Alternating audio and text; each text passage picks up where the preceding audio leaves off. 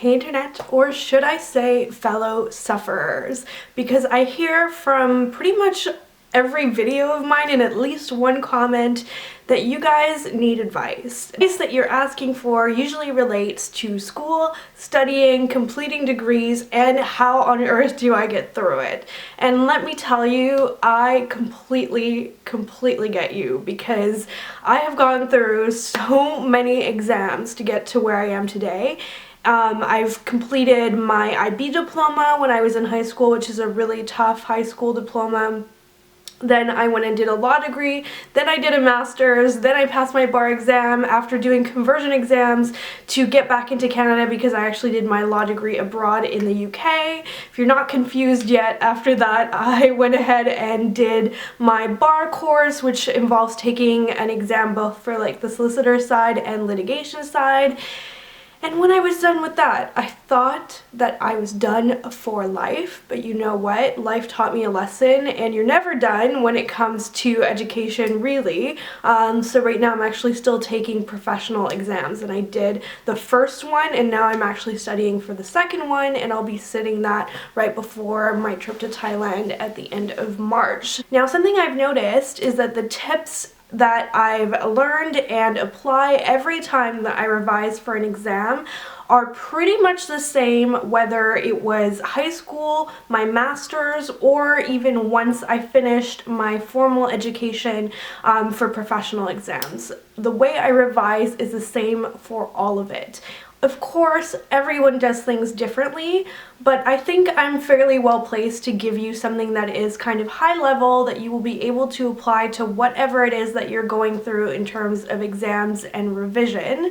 And you know, it's endorsed by me because I had to do pretty well to get here. So I got really good grades applying all of these tips, and I want you guys to do your absolute best. There's definitely a career edge to my channel because I'm a professional girl and my career is really important to me, and education is a big part of that nowadays. So I hope that you guys find these tips useful. If you have any more questions, make sure you list them down below and I'll be sure to answer that. If you can think of something that I'm kind of missing and not addressing, then I thought it would be actually almost kind of really awesome to do a series on my blog, elleflorence.com, where I just kind of address career questions or study questions or anything more that comes from this video. So I want to kind of treat this almost as the start of a conversation where I'm sharing with you my top tips for studying and revising for exams. Probably the most obvious one, which is to be organized. And I actually just got myself a new agenda for the purpose of revising for these exams. I'm actually late on the bandwagon in 2015 in getting an agenda. I just purchased this one from Chapters. I really like it. It's from a brand called Pierre Belvedere. It's not this particular agenda or planner or whatever you want to call it that is special. It's really the way that I use it as a way of structuring my life in order to survive the crazy that is exams. So I feel like, you know, planners have turned into almost a form of scrapbooking for a lot of people nowadays. I use mine very simply. I use 3 different colors to write down everything that I need to do.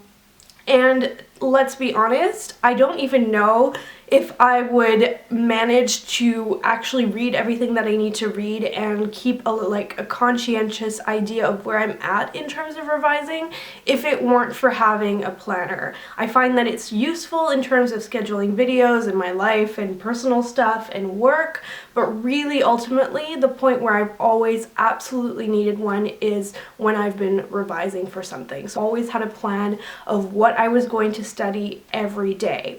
And the trick to this, which took me a while to learn, is that you want to make that plan realistic, because if you overpromise yourself in terms of what you think you're going to revise that day, what you're going to end up doing is stressing yourself out and creating a schedule that is not useful. Now, to keep this from being too abstract, I thought I would actually show you guys 2 days from my planner. So you see, I really like this one because it has full pages to write on.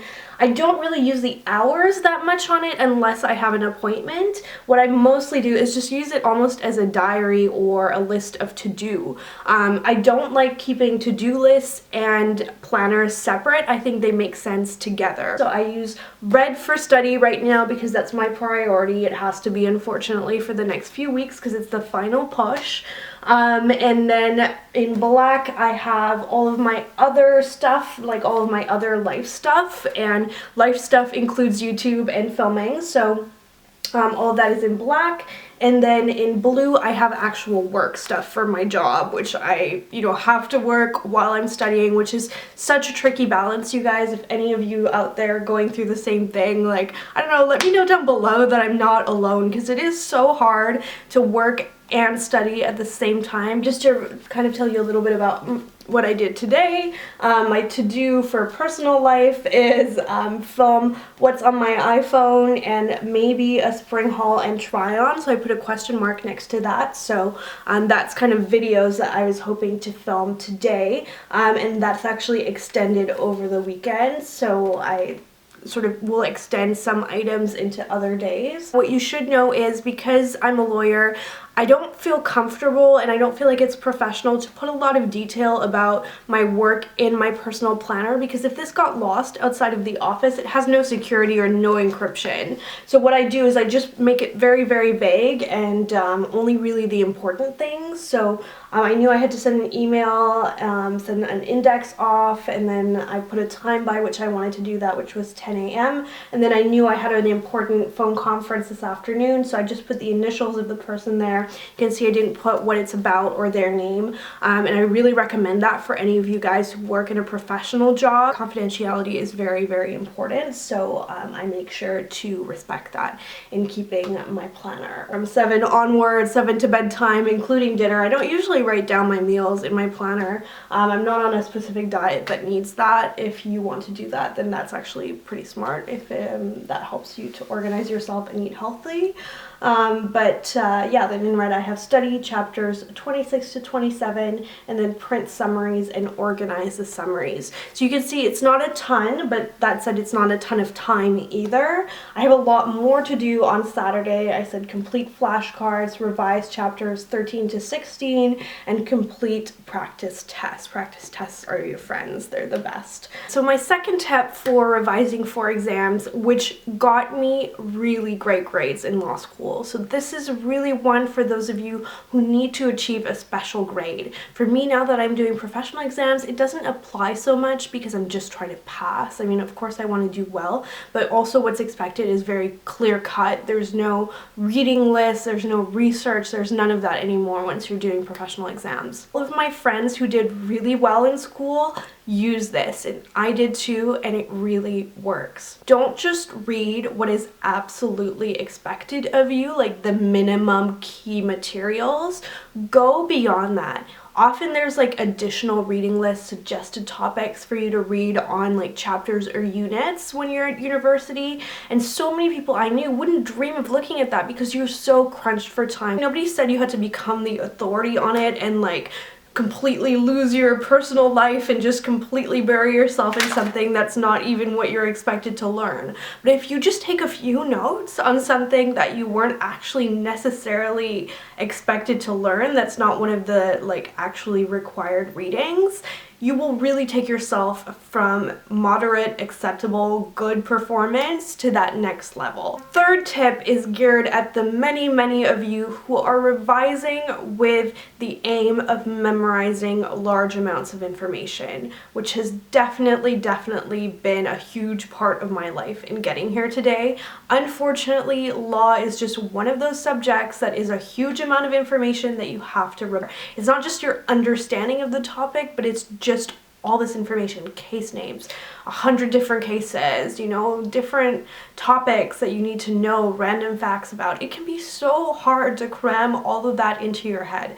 If you've done any education at all, I know you already know what I'm talking about. Memorizing that information is so painful and time consuming, and really just sitting there and staring at a page can really hurt you in terms of time management when it comes to revising. I have been there so many times, but early enough, I realized that it wasn't working and that I needed to adopt and learn new tools that would help me to retain information. Remember information by remembering it. It's kind of a catchy phrase, so I hope that you guys will actually kind of be able to kind of keep that in mind whenever you have to memorize something.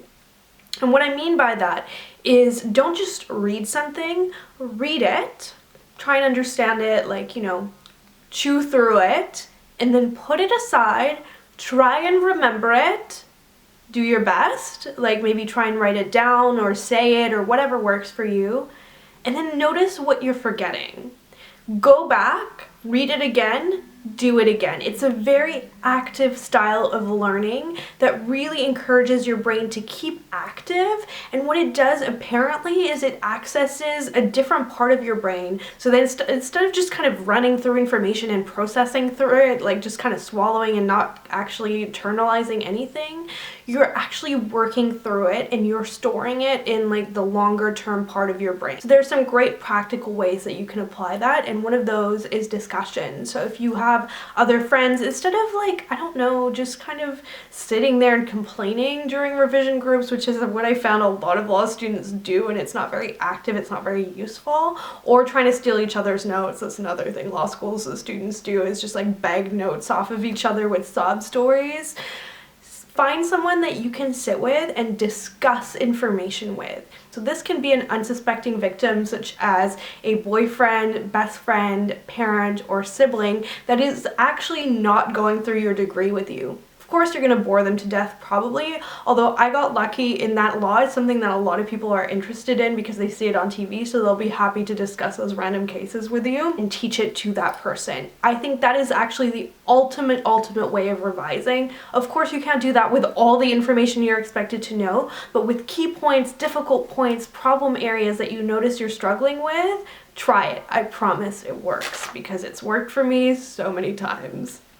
You know, you're faced with this huge contracts textbook or huge like professional responsibility guidebook. What is actually the point of it? You know, you need to be able to learn how to do that and summarize huge amounts of information if you're going to be successful. And it's tough. It's something you perfect over many years. I'm definitely a lot better at it now than I was when I started studying for important exams, but you'll get the gist of it. You often can find already done summaries for you. Like, for example, from previous years, students will often hand those down, or for certain topics, you can just buy summaries, but that's a very passive way of doing it.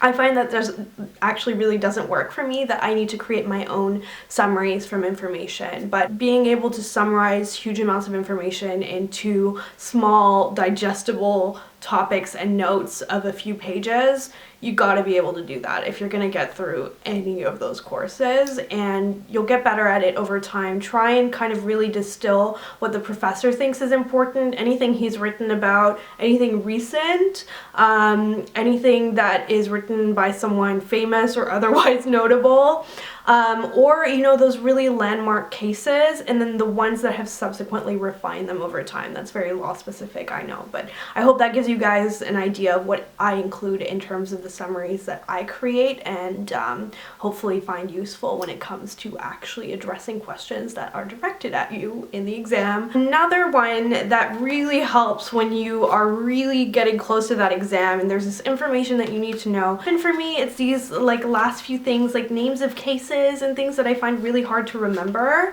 You want flashcards. You must try this for any field where you have large amounts of information to remember, or even things to understand, like examples. Flashcards are your new best friend. You really need to take these everywhere with you for them to work. I keep these in my purse, I have them on the bus, I have them while I'm waiting in line, and I just glance at stuff. And again, I use that technique of trying to like remember, flip it over, look back, and just kind of internalize information that way.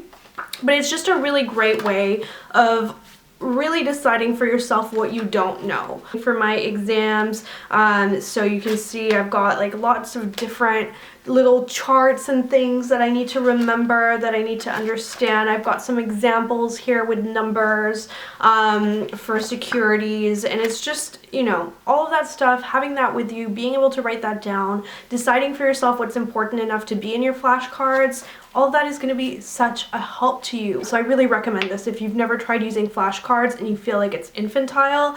I have a graduate level degree. I'm doing professional exams in law and securities right now. I still use these. These are my top 5 tips on how to get through your exams and studying to get those confident, excellent results that I know you guys are all capable of. So I wish you the best of luck in whatever educational journey you are pursuing. As I said, let's continue this conversation below in the comments and in further blog posts and videos if you guys would like that. Thank you so much for watching, and I will see you in my next video. Bye!